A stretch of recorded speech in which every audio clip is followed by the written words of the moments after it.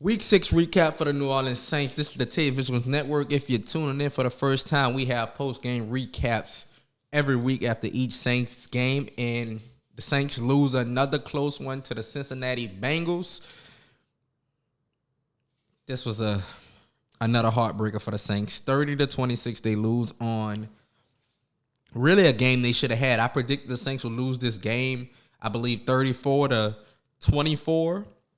I was 4 points off with the Bengals score, but let's get into, we have a lot to get into. This was another frustrating game for the Saints, and I'm going to start with the obvious and the bad, what I was tweeting about the whole game. The defensive line for the Saints, it played horrendous. They've been lackluster the whole season. They've been getting pressure sometimes, but this game, the pressure was zilch. Dennis Allen had to dial up some blitzes to get pressure on Joe Burrow. Granted, Joe Burrow escaped a couple times some pressure that they had. Pete Warner had one. Him and Demario Davis got tripped up, but that was a blitz by the linebackers. They had another blitz where he ran for a touchdown on a 19-yarder, and that he escaped out of that. But the defensive line, Cam Jordan, Marcus Davenport, Carl Granderson, Shai Tuttle, Malcolm Roach, all these guys did not create no pressure to help the secondary out of the Saints, which I'm going to talk about with Marshawn Lattimore out. But this is just what I had to bring it on with. The Saints defensive line was very lackluster, and I don't like it. And if they want to beat some of these teams, they will have to play better and create pressure and get sacks, not just pressure. Get teams in long downs. They got it done twice on back-to-back blitzes that, well, I'll say the first one was a blitz. Demario Davis got home, and the second one was Caden Ellis. I think they only rushed 4, but he got that, him and Davenport. When they created blitzes, when they created pressure, they got to Joe Burrow. It was successful for the team, but this was a disappointing loss, and I can't lie. Like, when this game started out good, the Saints created a fumble on a punt return. They capitalized off it. Good strike from Andy Dalton to Traquan, and they go up 7. I'm going to get into a little bit of Andy Dalton, but I want to talk about more of this defense as well. I talked about the defensive line, the secondary. Horrible tackling by the secondary. Like, this has been a theme for the whole season, though. The secondary has been, what can I say at tackling? This probably needs to be on the billboard. On the chalkboard every time they get go to practice. After every game, missed tackles need to be on the chalkboard for all of the secondary.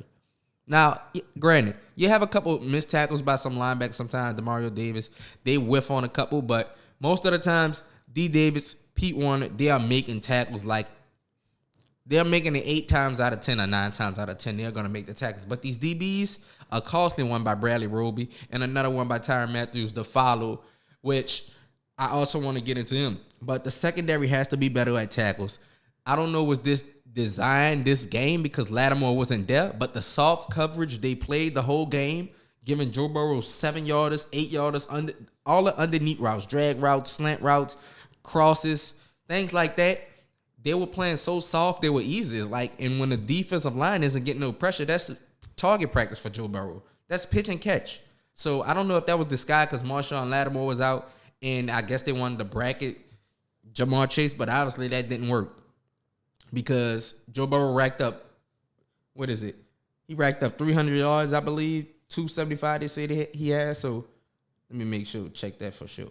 He had 300 yards passed, 28 for 37. So that didn't work playing that soft coverage. I want to touch on, I'm getting to the bad first because I have to get this out. When the game just go off and you have your emotions running, I got to let it settle down. But these are the things that I seen in play. After soft coverage, missed tackles, defensive line playing bad. With the soft coverage, Chris Harris, who we just got off the practice squad 2 weeks ago, had 8 tackles. He was our leading tackler. A slot corner was our leading tackler. That should tell you the wide receivers caught the ball a lot in the open field. And these wasn't no tackles for losses, as you would know from a cornerback. If a cornerback has a lot of tackles, that means receivers are catching the ball down the field or at least getting some positive yards. So that's not good. Chris Harris shouldn't have 8 tackles. He shouldn't even have 5-4. He should have 2 at 3 or something like that. But 8 tackles, that's too much. I want to get the Tyrann Mathieu, our big hometown pickup, also from LSU. And he came back home to play with the Saints. And from when I seen these first 6 weeks, other than the interception, it's been a disappointing tenure so far through week 6. Granted, it's only week 6. He's getting acclimated to a new defense. There's been some injuries around him. His co-safety, Marcus May, just came back, returned. He's been out a couple weeks, but his tackling has to be better. You're the last line of defense, and if a cornerback or a linebacker misses a tackle, you have to be there to shore it up. A 15-yard play is better than a 50-yard play. So if a cornerback whiffs, if the linebacker whiffs, you're the safety who's supposed to clean it up. You're supposed to negate that 60-yard play and just make it a 20-yard play, and you make that tackle. We can live for another down, but missing tackles in open field as safeties, those are killers. And the Saints really miss Marcus Williams on that. They missed him last week with those deep balls to Tyler Lockett, and they miss him even. I know a lot of people like to talk about Marcus Williams tackling, especially from the Minnesota game, what he gave up. But he was a general on that backside for the Saints. He covered ground. He covered in the inside line. He might have missed some tackles, but he was there on the side. He was there. He used to make plays, and they really miss him. But that's what I wanted to say about Tyrann Mathieu. You have to clean up the missed tackles. You have to make them tackles and make those plays for the defense when cornerbacks, a linebacker, when the second line of defense. You're the last line of defense, so you have to make that. But it's only week 6, so hopefully they can make some tackles. Down to the red zone. Let's get to the offense. 4 field goals after 2 touchdowns. 4 field goals, and it's not about the field goals. It's about where the field goals were kicked. All mostly 30-yarders by Will Lutz. Meaning, they were in the red zone for these field goals and wasted opportunities to close this game away and close Cincinnati out. Most Saints fans on Twitter could see where this game was going once we kept kicking field goals. It's like, oh, these field goals going to cost us. And you see it pointless times. Fans from other teams see it. Other teams see it. Oh, they keep kicking field goals. They're giving us a chance. They're leaving the door open. They're leaving it open. And part of it is the play calling in the red zone, which is very suspect, and we're still running the ball on second down a lot, 2nd and 10. We need to clean that red zone up because one extra touchdown would have put this game away in the red zone. Didn't even have to be. We went 1 for 5, I believe, in the red zone. One touchdown would have cleaned this game up and put it away, and the Saints could be in different shape going forward with this Thursday night football game. The Saints are currently 2-4. Atlanta won. They're 3-3. The Saints own a tiebreaker over that. And Tampa Bay lost, which is big. So even though the Saints lost, this was a bad week to lose, but also they're only 1 game back. So the division is wide open, just like I said last week. It's wide open for the win. A good streak of 3 games in a row, 4 games in a row can put you in first place in this division. Who knew this division would be this bad? I think most people believe the Saints and Tampa Bay will be battling it out, but Atlanta's right there, and Carolina only win is against the Saints, and they're 1-3.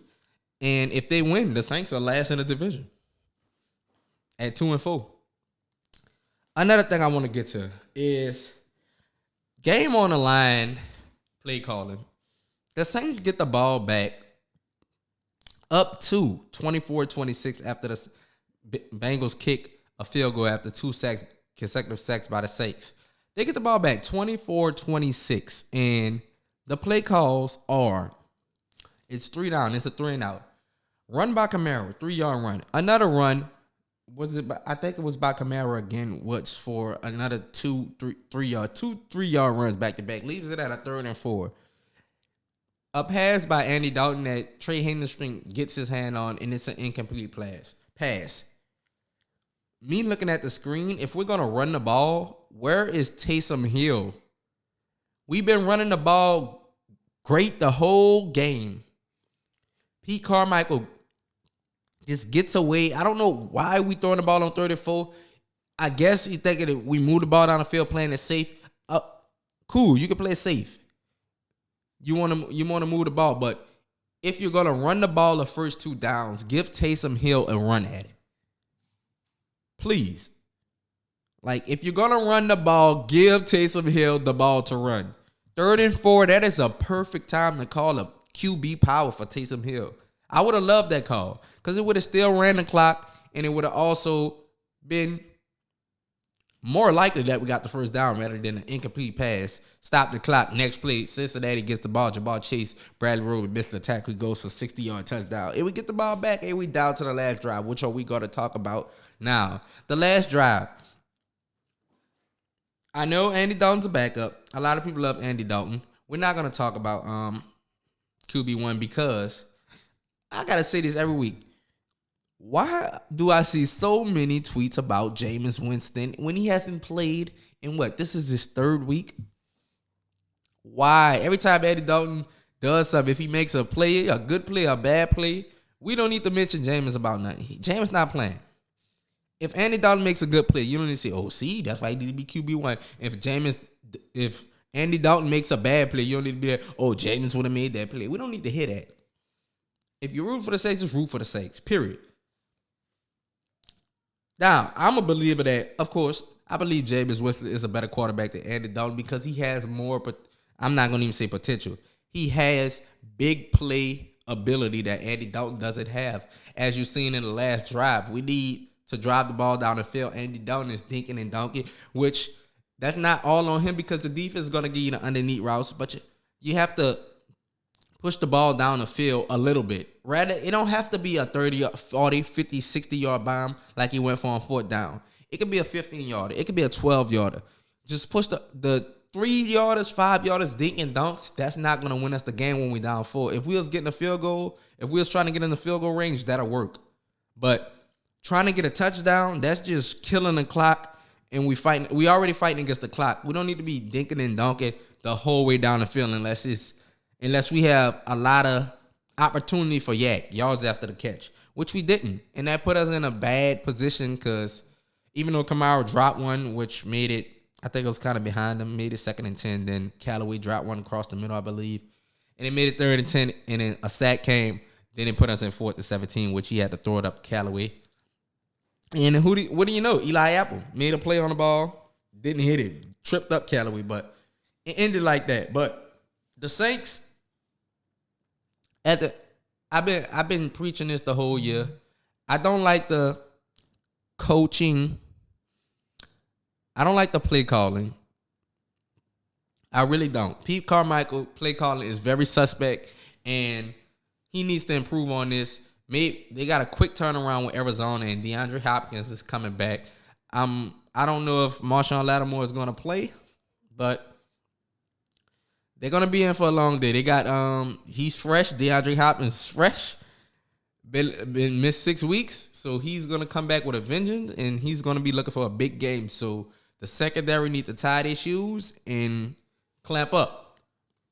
Now, also, Dennis Allen said this post-game, Jameis Winston isn't 100% healthy. I don't know if that means is he playing Thursday or is he not playing Thursday. But my opinion is I believe he should rest this Thursday and rest this Thursday again, 4th game in a row, and then come back the next game after extended Thursday night, then the next Sunday.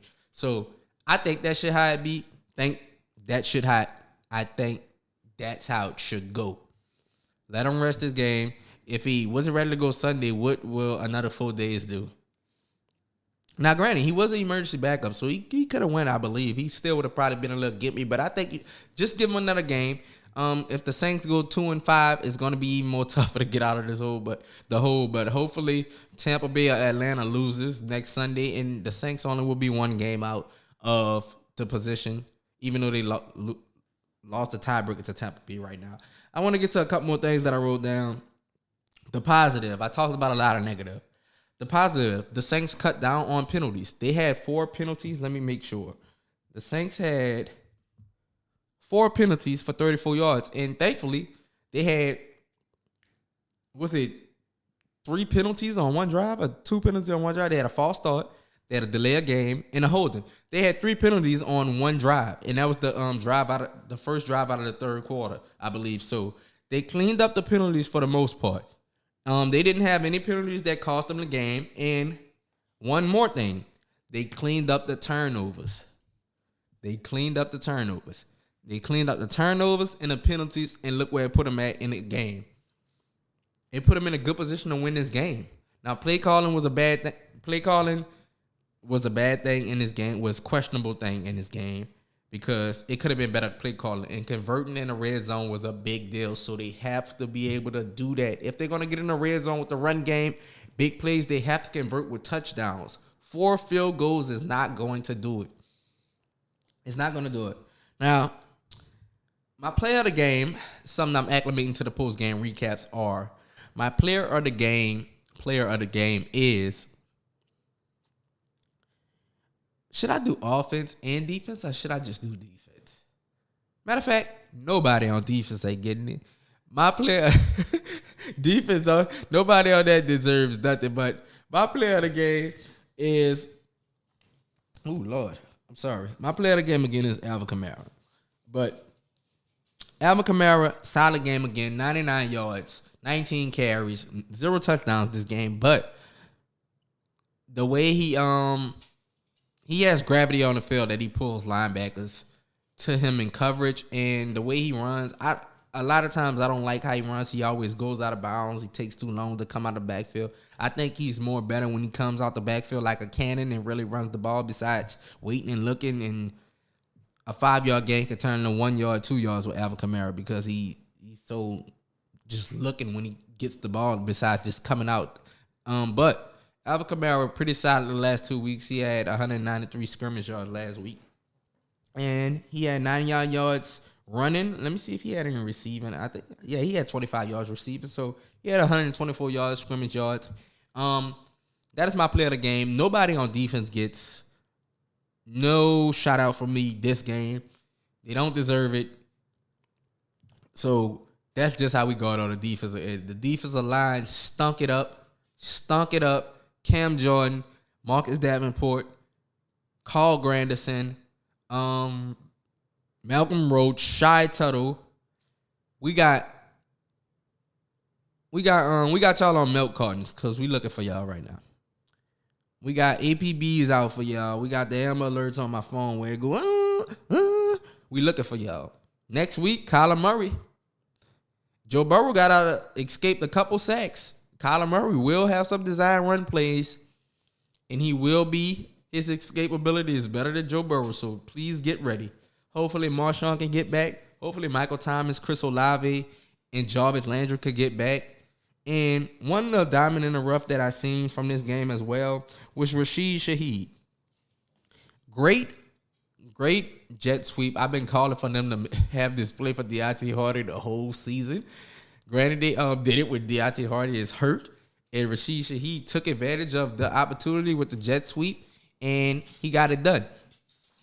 Pete Carmichael, I'm wondering why he wasn't in the game plan after that play. After you seen what he could do in the open field, get him the ball, try to get him the ball on screen plays, get him the ball on a little just out. Just put the ball in his hands and see what he could do in the open field. You already saw what he could do. Just get the ball in your playmakers' hands. You're already short your top 3 receivers. Get the ball in playmakers' hands, Pete Carmichael. It's simple. Like, I'm a little frustrated, but the Saints are 2-4. Like I said, Atlanta won. They're 3-3. Tampa won. They're 3-3. All is not lost. We'll see if Jameis comes back Thursday. We'll see if Michael Thomas come back. We'll see if Jarvis Landry come back. We'll see if Marshawn come back. We'll see if Chris Olave come back. We still waiting on Trevor Penning. It's tough, man. A lot of injuries, but the Saints lost this game again. They lost this game. The Bengals played okay, but the D-line stunk it up. But the Saints had all the opportunities in the world to win this game. But, hey, Dennis Allen has to coach better. Pete Carmichael is still